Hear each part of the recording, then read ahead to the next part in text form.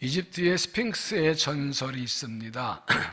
사람의 얼굴과 사자의 몸을 가진 스핑크스는 지나가는 사람들에게 수수께끼를 내고 대답을 못하면 죽였다고 합니다. 그 수수께끼는 이것입니다. 아침에는 4다리를 걷고 점심때는 2다리를 걷고 저녁 때 3다리를 걷는 것은 무엇인가? 그 대답은 사람이지요.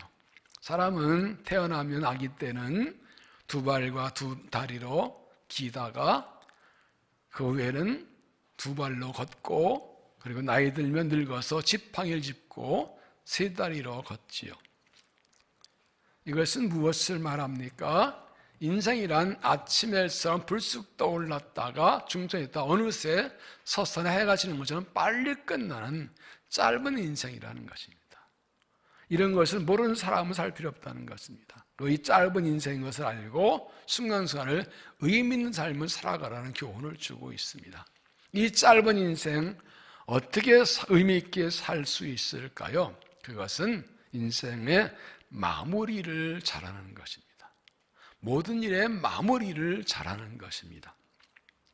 노벨상 수상자들 연구한 분석에 의하면 그들은 뛰어나게 머리가 좋은 사람들이 아니라 한 가지를 끝까지 잘 마무리한 사람이라고 합니다.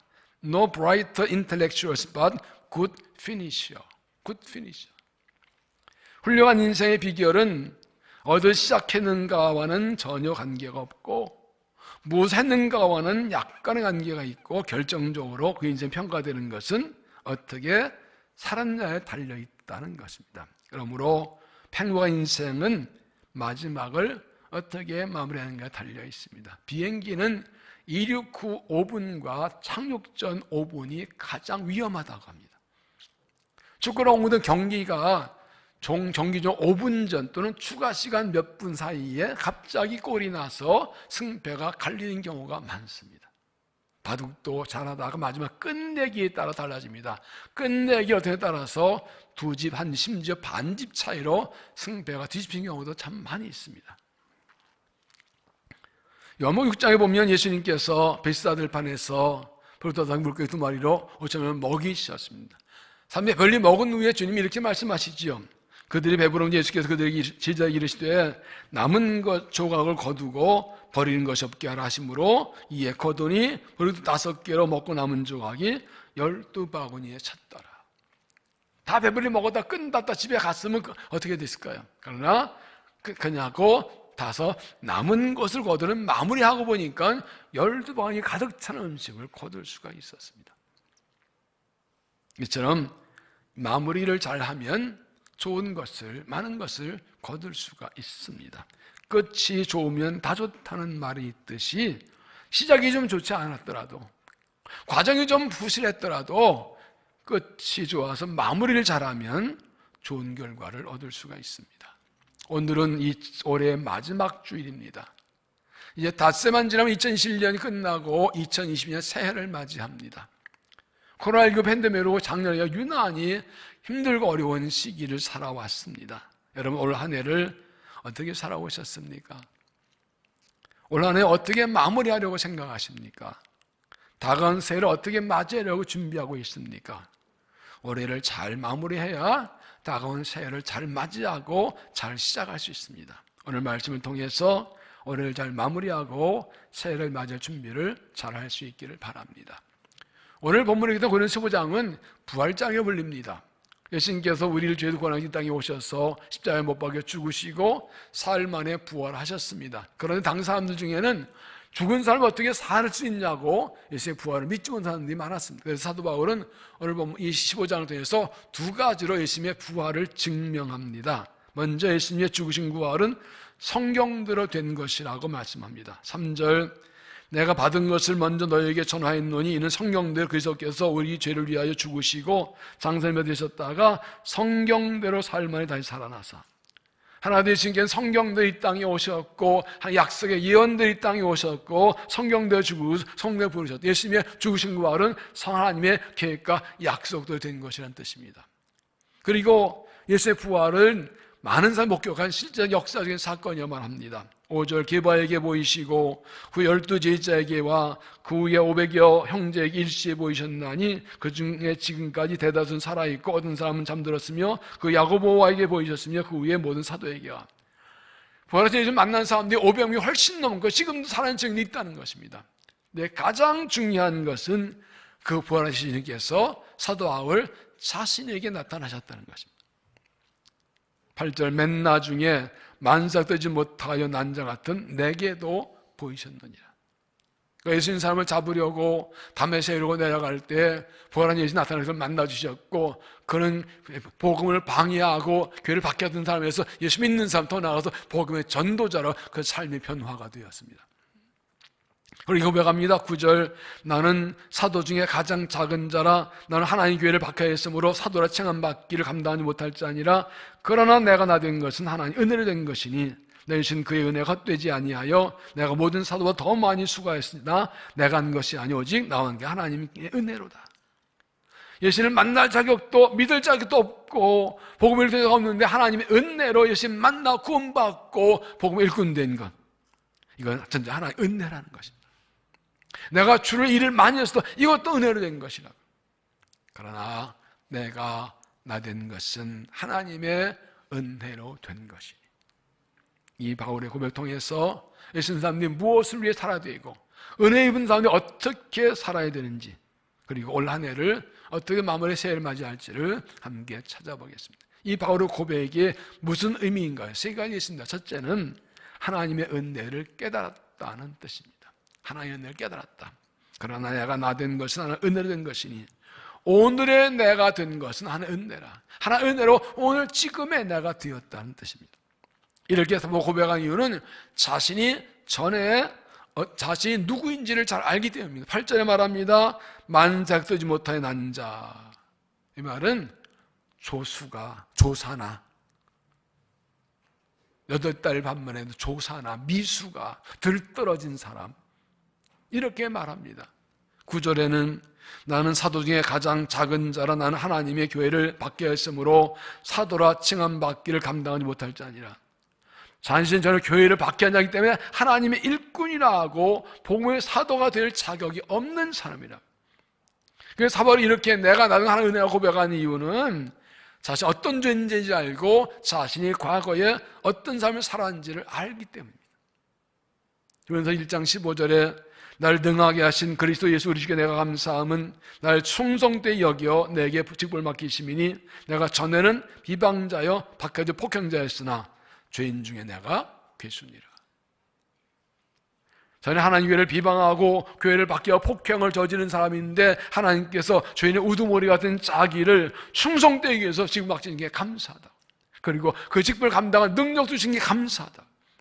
죄인이 구원받은 건 감사한데 하나님 길을 박해한 죄를 천벌받아 마땅한데 오히려 구원하시고 죄를 용서하시고 일꾼 삼으시는 게 너무 감사하다. 은혜가 무엇입니까? 은혜는 받을 자격이 없는 사람에게 조건 없이 값없이 주는 것을 은혜라고 합니다. 그러므로 하나님의 은혜를 깨닫았다는 것은 내가 누군지 알고 내가 어떤 삶을 살았는지를 깨닫는다는 겁니다.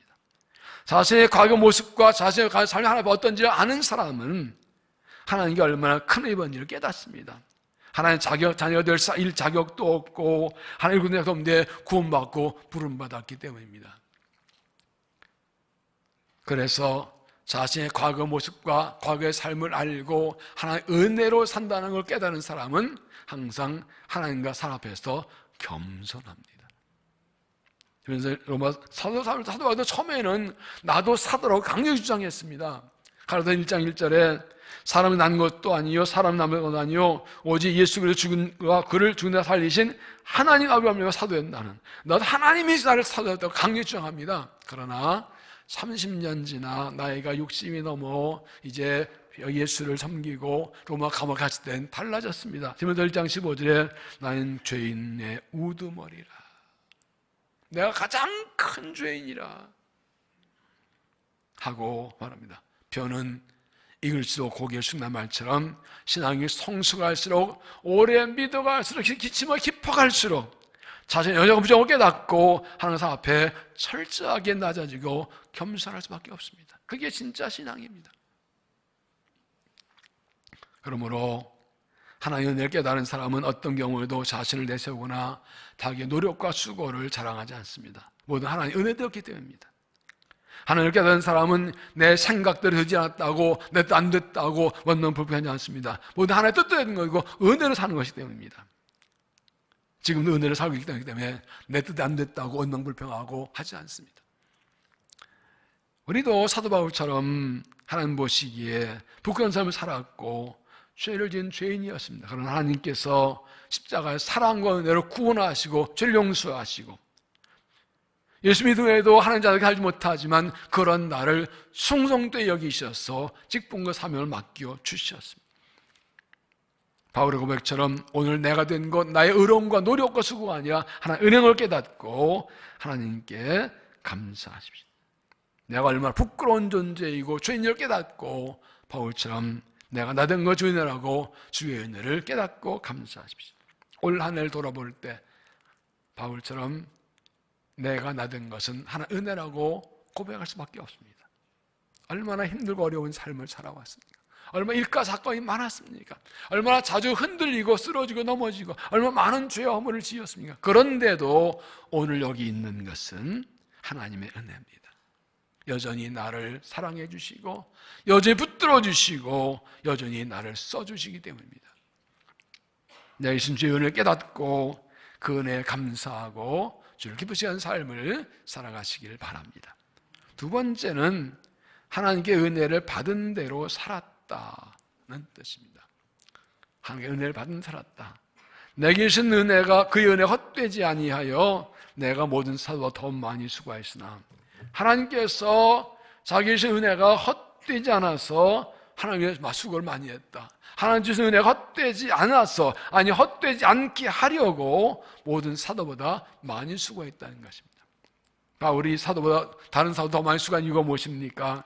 그 은혜를 갚기 위해서, 하나님을 갚기 위해서, 죄인인 나를 불러 하나님 예수 믿게 하시고 박해했던 나를 불러 주의 일꾼 삼으신 은혜에 감사해서 그 은혜 갚기 위해 모든 사도보다 더 많이 수고했다는 것입니다. 이것이 은혜 입은 사람의 삶입니다. 은혜를 깨닫는 삶입니다. 은혜를 깨닫는 사람은 그 은혜 갚기 위해서 힘씁니다. 주를 위하라는 것은 은혜를 갚는 겁니다. 복을 받으려고 주의를 하는 것이 아니라 이미 받은 은혜 갚으려고 주를 섬기는 것입니다.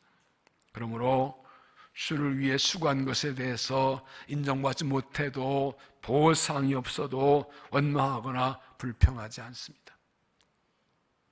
만약 복을 받기 위해 일하는 것이라면 수고한 대가를 달라고 하면 월급 주셔야죠. 이기만 수고했는데 복 주셔야죠. 왜 내 수고 안 주냐고 원망 불평합니다. 그러나 우리는 이미 하나님께 많은 은혜를 받았습니다. 큰 은혜를 받았습니다. 죽을 죄인이 구원받아 하나님 자녀들보다 더 큰 은혜가 어디 있습니까? 허물하고 죄 많은 연약한 존재인데 거룩한 주님의 교회에 영광의 직분 맡기는 게 얼마나 감사합니까? 이보다 더 큰 은혜가 어디 있습니까? 그러므로 내게 계신 하나님의 은혜가 헛되지 않도록 그 은혜 갚기 위해 주님을 위해 남보다 더 많이 수고하는 믿음이 되어야 합니다. 내게 계신 그 은혜 헛되지 않냐라는 말의 또 다른 뜻은 하나님께서 은혜를 주신 목적대로 살았다는 뜻입니다. 은혜의 목적으로 살았다. 하나님께 복을 방해하고 교회를 박해하는 사도 바울을 불러서 구원하신 이유와 목적이 무엇입니까? 그것은 복음의 일꾼 되게 하는 것입니다. 사도행전 9장 15절에 이 사람은 내 이름을 이방인과 인들과 이스라엘 자손들에 전하기 위하여 택한 나의 그릇이라고 하셨습니다. 하나님께 왜 자기 그 박해자인 자기를 부르시고 구원하셨는지, 복음의 방해자인 자기를 왜 택한 일꾼 삼았는지 압니다. 하나님 나를 통해 복음 전하게 하시려고. 그래서 그 하나님이 자기를 구원하고 부르신 은혜 헛되지 않게 하려고 부르신 목적대로 복음을 위해 일생을 살아가는 것입니다. 이 하나님 부르신 목적에서 모든 사도 더 많이 수고하고 충성하는 것입니다. 하나님께서 많은 사람들 가운데서 나를 택하고 구원하신 이유가 무엇입니까? 하나님 나를 일꾼으로 세우시고 내게 능력과 은혜를 주신 목적이 무엇입니까? 구원받은 감격 가지고 주님을 위해 일하고 그 은혜를 갚으라는 거예요. 은혜가 헛되지 않다는, 하나님 은혜 주시면 주한다고, 은혜 헛되다고 보여주라는 것입니다. 은혜 받은 사람은 은혜 가지고 능다 일한다는 거, 내가 삶으로, 목적된 삶으로 은혜 어떠냐 보여주라는 것이죠. 제가 오래전에 어느 교회 임직식에 순서 맡아 갔는데, 이제 마지막에 이제 대표가 답사하지요. 오늘 안사님이 이렇게 답사하더라고요. 저는 모태신앙입니다. 어릴 때도 어머니와 함께 신앙생활을 했습니다. 그러나 제가 젊을 때 교회를 떠나 신앙 떠나고 방탕한 생활을 했습니다. 그러나 하나님의 은혜와 사랑으로 어머니의 눈물의 기도로 다시 돌아왔습니다. 다시 신앙 회복했습니다. 그럴 때 이렇게 예수 믿고 구원도 감사하고 하나님 떠나 돌아오게 하신 것도 감사한데, 나 같은 죄인에게 안수의 직분을 맡겨주시니 너무 감사합니다. 이 귀한 직분이 감사합니다. 죽도록 충성하는 사람은 울먹울먹 하더라고요. 제가 미국에 있을 때니까 30년이 넘었는데 자주 생각나고, 그때 생각하면 감동이 옵니다. 구원해 주신 거 감사한데, 하나님 떠나다 돌아오게 하신 건 감사한데, 나 같은 죄인에게 거룩한 하나님께 영직분을 맡겨주시니 감사합니다. 죽도록 충성하겠습니다.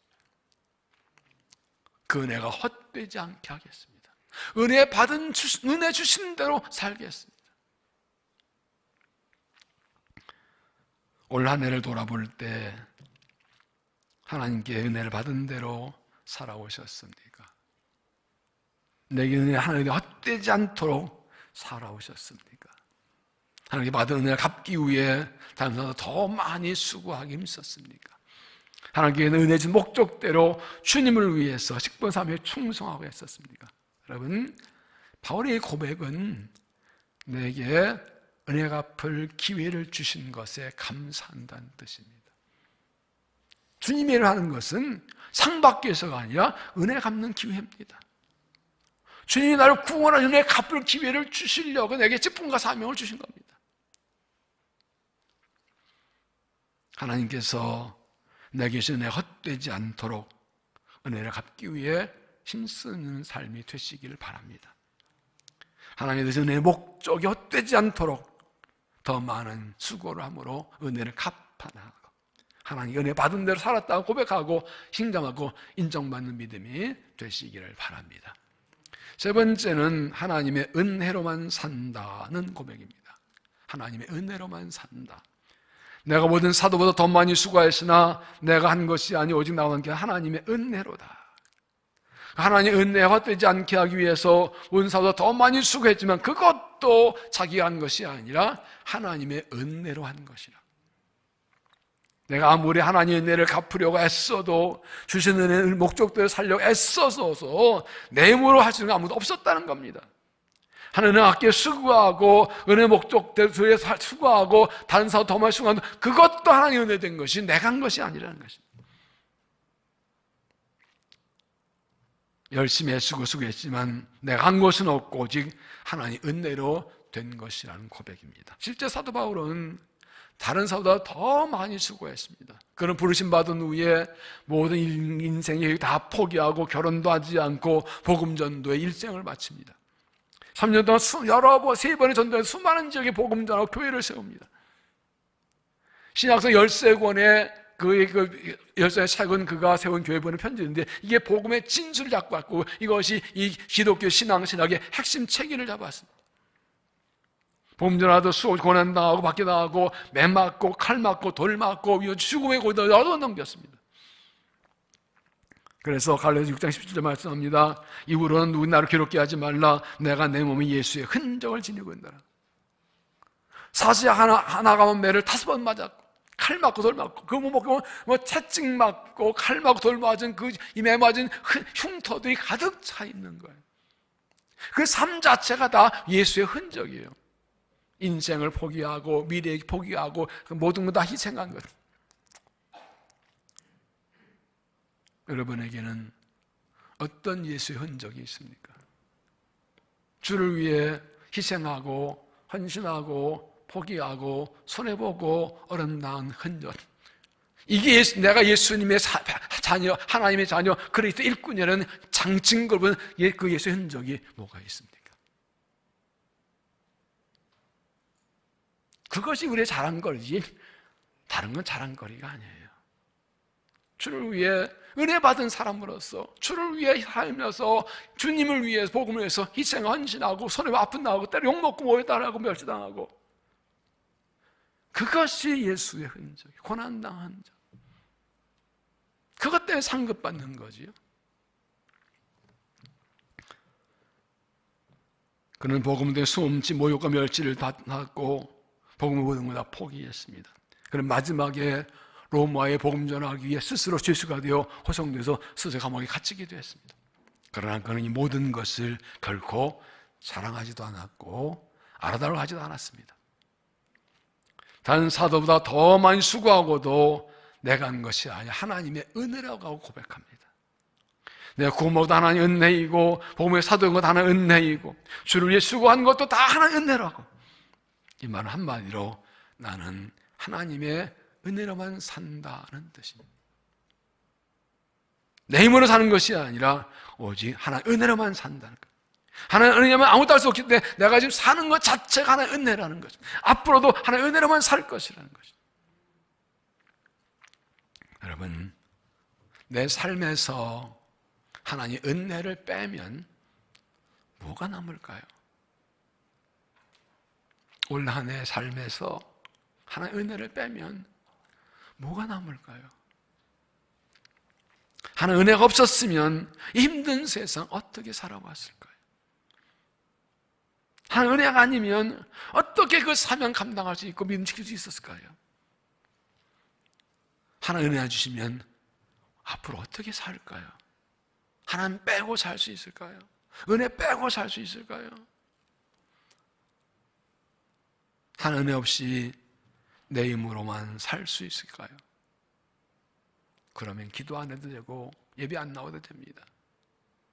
하나님 없이 살 수 있다면, 은혜 없이 살 수 있다면 아무것도 안 해도 됩니다. 하나님 은혜 아니면 우리는 아무것도 할 수 없습니다. 은혜를 주셔서 살고 하나님 은혜 주셔서 믿음 지킬 수 있고 하나님 주셔서 의뢰할 수 있고 하나님 은혜 주셔서 주일할 수 있습니다. 오늘이라도 은혜의 물줄기를 끊어버리시고 은혜의 문을 닫아버리시면 우리는 그냥 끝납니다. 다 보고 다 내려야 됩니다. 다 그냥 오늘로 끝납니다.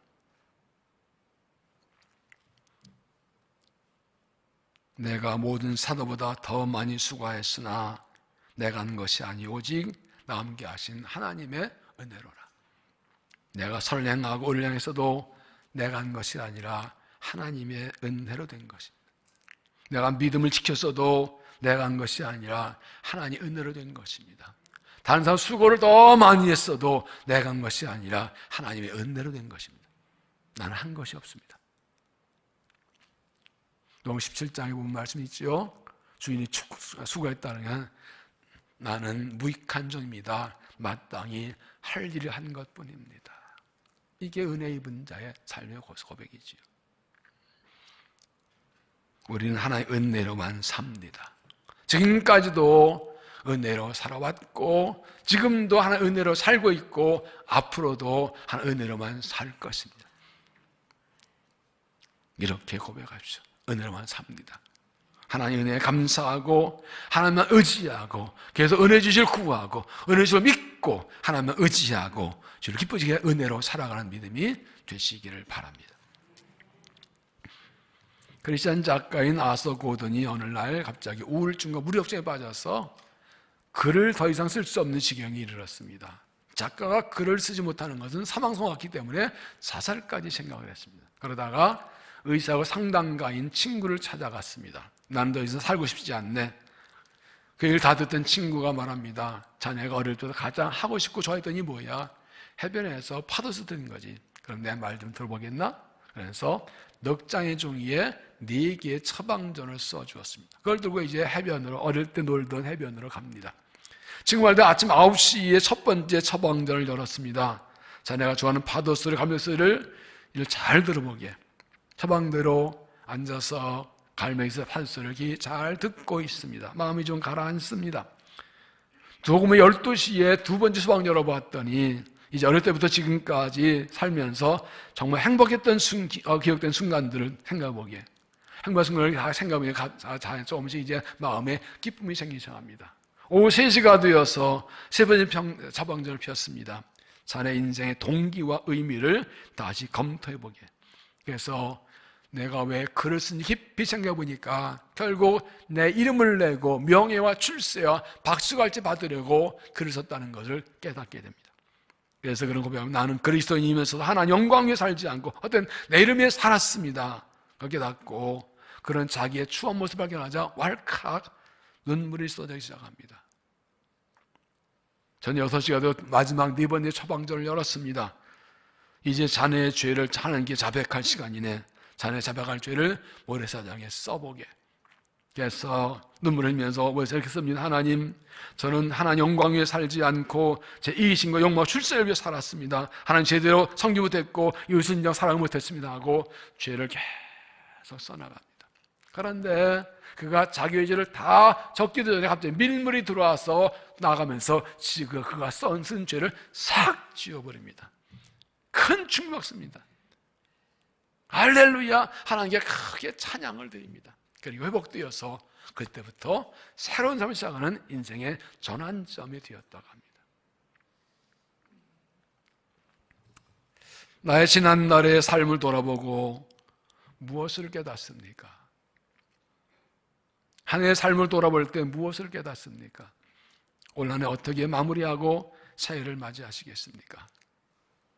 지금까지 살면서 행복한 일을 생각해보고 하나님의 중심으로 감사하시기 바랍니다.